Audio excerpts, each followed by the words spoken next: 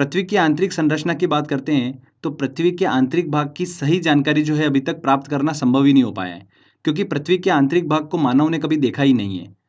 Africa की जो सोने की खदानें हैं वो भी 3 से 4 किलोमीटर तक गहरी हैं। इससे ज़्यादा की गहराई में जा पाना अभी तक संभव ही नहीं हो पाया है, क्योंकि जैसे जैसे पृथ्वी की गहराई में जाते हैं तापमान जो है, टेम्परेचर जो है बहुत ज़्यादा बढ़ने लगता है। आज तक का अगर सबसे गहरे ड्रिल की भी बात करें तो आर्कटिक महासागर के कोला क्षेत्र में 12 किलोमीटर की गहराई तक ही वो ड्रिल हो पाया है। और ज्वालामुखी भी जो है हमें 60 किलोमीटर से ज़्यादा की गहराई की जानकारी जो है वो नहीं देते हैं।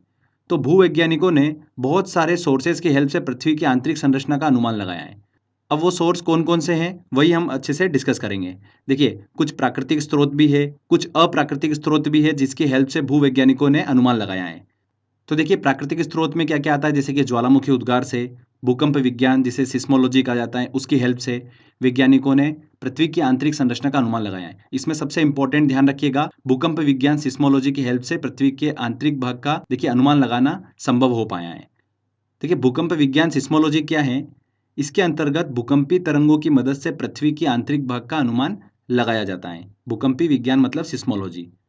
इसके बाद देखिए, अप्राकृतिक स्रोत की बात करते हैं तो जैसे कि डेंसिटी, प्रेशर, टेम्परेचर, इनकी हेल्प से भी पृथ्वी की आंतरिक संरचना का अनुमान जो है भूवैज्ञानिकों ने लगाया है। अब देखिए, डेंसिटी टर्म को अच्छे से समझ लीजिए अगर आपको नहीं पता है तो। डेंसिटी क्या होती है? एक निश्चित एरिया में, मतलब एक निश्चित वॉल्यूम में किसी मटेरियल का वजन जितना होगा वो उसकी डेंसिटी होगी। इसको एक एग्जांपल से समझते हैं। जैसे कि 1 मीटर क्यूब में रुई हमने रख दी है और 1 मीटर क्यूब में हमने लोहे की बॉल को रखा है। तो देखिए, क्यूब 2 में जिसमें लोहे की बॉल है उसका वजन ज़्यादा है, तो क्यूब 2 की डेंसिटी जो होगी वो ज़्यादा होगी। सिंपल सी बात है। एक निश्चित एरिया में, एक निश्चित वॉल्यूम में किसी मटेरियल का वजन जितना होगा वो उसकी डेंसिटी होती है। क्लियर? और डेंसिटी का रिलेशन जो होता है वो डायरेक्टली प्रेशर से होता है। ठीक है, डेंसिटी अगर बढ़ेगी तो प्रेशर भी बढ़ता है। और प्रेशर का जो रिलेशन होता है वो डायरेक्टली किससे होता है? टेम्परेचर से होता है। प्रेशर बढ़ेगा तो टेम्परेचर भी बढ़ता है। तो वैज्ञानिकों ने देखा कि पृथ्वी के बाहरी सतह से आंतरिक सतह की ओर जाने पर घनत्व जो है, डेंसिटी जो है उसमें वृद्धि होती है। तो अगर डेंसिटी बढ़ रही है मतलब प्रेशर भी बढ़ रहा होगा। तो इससे पता चलता है कि पृथ्वी का आंतरिक भाग जो है वो भारी धातुओं से मिलकर बना हुआ है। क्लियर? ये भूवैज्ञानिकों ने अनुमान लगाया। अब देखिए, प्रेशर अगर बढ़ रहा है, जैसे जैसे अंदर हम पृथ्वी के आंतरिक भाग में जाएंगे तो प्रेशर बढ़ेगा। तो प्रेशर बढ़ने से क्या होगा? टेम्परेचर भी बढ़ेगा, क्योंकि दोनों एक दूसरे के क्या है? डायरेक्टली प्रोपोर्शनल होते हैं। पृथ्वी की सतह से आंतरिक भाग की ओर जाने पर प्रति 32 मीटर पर 1 डिग्री सेंटीग्रेड में वृद्धि हो जाती है। ये आंकड़ा भी ध्यान रखिएगा, बहुत ही इंपॉर्टेंट है। पर ये जो देखिए वृद्धि होती है ये एक सीमा तक ही वृद्धि होती है, उसके बाद देखिए वृद्धि होना बंद हो जाती है। तो फ्रेंड्स देखिए, ये प्राकृतिक और अप्राकृतिक स्रोत की हेल्प से कैसे भूवैज्ञानिकों ने पृथ्वी के आंतरिक भाग का अध्ययन किया और अनुमान लगाया, वो हमने देखा। आगे देखिए, इन्हीं भूवैज्ञानिकों ने पृथ्वी के आंतरिक संगठन को 3 भागों में डिवाइड किया है। चलिए उसको हम समझ लेते हैं। सबसे पहले देखिए आता है क्रस्ट, जिसे भूपर्पटी कहा जाता है। तो क्रस्ट क्या होता है? ये एक ठोस परत होती है जो कि पृथ्वी का बाहरी भाग होता है। क्रस्ट की मोटाई जो होती है महासागरों और महाद्वीपों पे अलग-अलग होती है। महासागरों में कम होती हैं और महाद्वीपों पे ज़्यादा होती हैं। होना भी चाहिए, क्योंकि महासागर जो होते हैं वो गहरे होते हैं और महाद्वीपों में सतह से हम इसको देखते हैं। क्रस्ट के निर्माण की बात करते हैं तो ये सिलिका और एल्यूमिनियम से मिलकर बना होता है। इसलिए इस परत को क्या बोला जाता है? सियाल बोला जाता है। इस परत को ध्यान रखिएगा लिथोस्फीयर के नाम से भी जाना जाता है। किसे बोला जाता है? लिथोस्फीयर, क्रस्ट को बोला जाता है। इस परत का घनत्व जो होता है वो 2.75 से 2.90 तक होता है। तो देखिए, ये पृथ्वी का सबसे भारी भाग क्रस्ट को हमने डिस्कस करा। इसके बाद देखिए, क्रस्ट के निचले वाले भाग को क्या कहा जाता है? मेंटल कहा जाता है। पृथ्वी के आयतन का 83% और द्रव्यमान का 67% जो भाग होता है वो मेंटल ही होता है।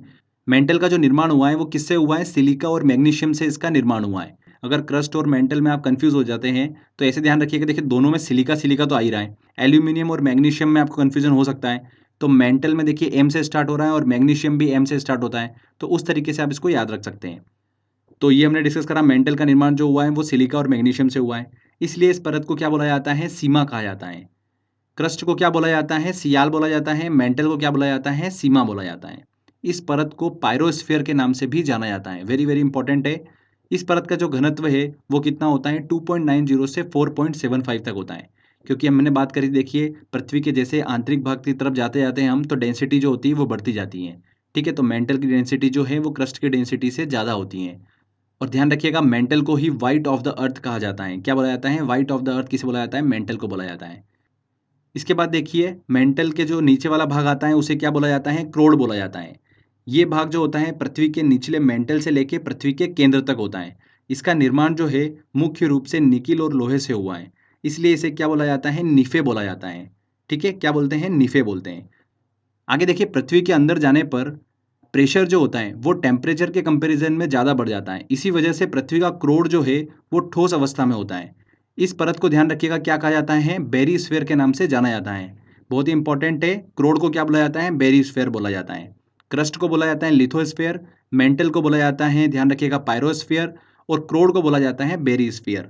इस परत का जो घनत्व होता है वो सबसे ज़्यादा होता है 11 से लेकर 13 तक। तो ये हमने डिस्कस करा क्रस्ट, मेंटल और क्रोड। पृथ्वी का आंतरिक भाग जो है वो 3 भागों से मिलकर बना होता है। अब देखिए एक वेरी वेरी इंपॉर्टेंट पॉइंट ध्यान रखिएगा, जो पृथ्वी की आंतरिक संरचना है उसके रासायनिक संगठन को सबसे पहले किसने समझाया था, ऑस्ट्रिया के भूवैज्ञानिक स्वेस ने समझाया था।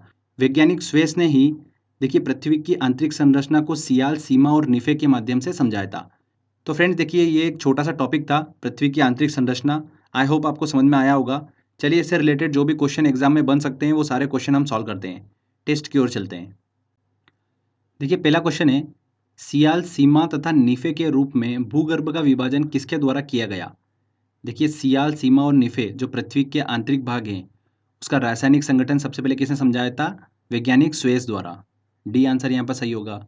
पृथ्वी के धरातल से केंद्र की ओर निम्नलिखित का सही क्रम क्या होगा। तो पृथ्वी के देखिए सरफेस से अगर हम उसके केंद्र तक जाते हैं, ठीक है, तो सबसे पहले जो देखिए कौन सा भाग आता है, सबसे पहले आता है सियाल, उसके बाद सीमा और उसके बाद निफे। तो सियाल, सीमा और निफे 2, 1 और 3, 2, 1, 3 यहाँ पर बी आंसर सही होगा। पृथ्वी के किस भाग में निकल और लोहा की प्रधानता होती है। किस भाग में निकल और लोहा की प्रधानता होती है, निफे वाले पार्टीशन में। सी आंसर यहाँ पर सही होगा। सियाल जो होता है वो सिलिका और एल्यूमिनियम से मिलकर बना होता है। सीमा जो होता है वो सिलिका और मैग्नीशियम से मिलकर बना होता है। और निफे जो होता है वो निकल और लोहे से मिलकर बना होता है। ठीक है, तो ये तीनों भाग हमने देखिए पृथ्वी के डिस्कस करे थे। चलिए अगला क्वेश्चन लेते हैं। पृथ्वी की 3 सेकेंडरी परतों में ऊपर से दूसरी परत का नाम क्या है। देखिए ऊपर से दूसरी नंबर की परत कौन सी आती है, सियाल के बाद में सीमा, बी आंसर, जिसे मेंटल भी बोलते हैं। पृथ्वी के केंद्र में पाया जाने वाला चुंबकीय पदार्थ है, ग्रेनाइट बिल्कुल गलत, बेसाल्ट भी गलत, निकल।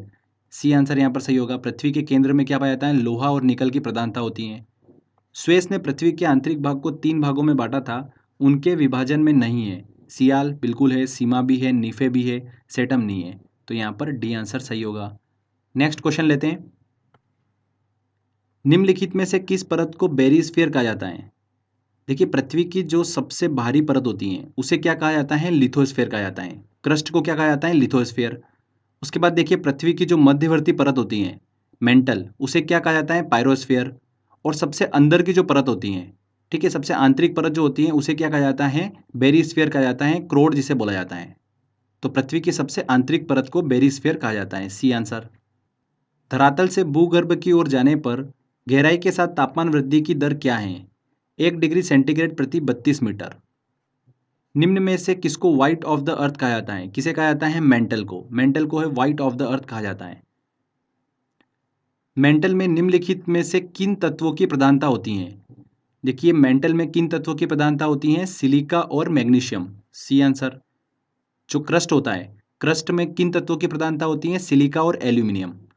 और जो क्रोड होता है उसके अंदर निकल और लोहे की प्रधानता होती है। ये बहुत ही इंपॉर्टेंट है, यहाँ से अक्सर एग्जाम में क्वेश्चन पूछा जाता है, इस चीज़ को ध्यान रखिएगा।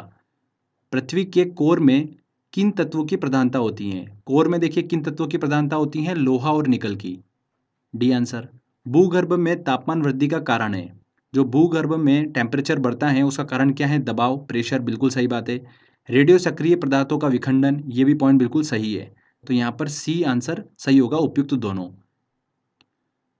पृथ्वी ग्रह की संरचना में क्रोड निम्नलिखित में से किस एक से बना है। क्रोड जो है वो किस एक से बना हुआ है, लोहा और निकल से। तो देखिए यहाँ पर एल्यूमिनियम, क्रोमियम, सिलिकॉन, ये गलत है, लोहा जो है यहाँ पर सी आंसर सही होगा। ठीक है फ्रेंड्स, अगर आपने अभी तक चैनल को सब्सक्राइब नहीं करा है तो सब्सक्राइब भी कर लीजिए, क्योंकि इस तरीके के जब भी वीडियो मैं अपलोड करूंगा आपको उसका बेनिफिट मिलता रहेगा। तो फ्रेंड्स मिलते हैं अगले वीडियो में।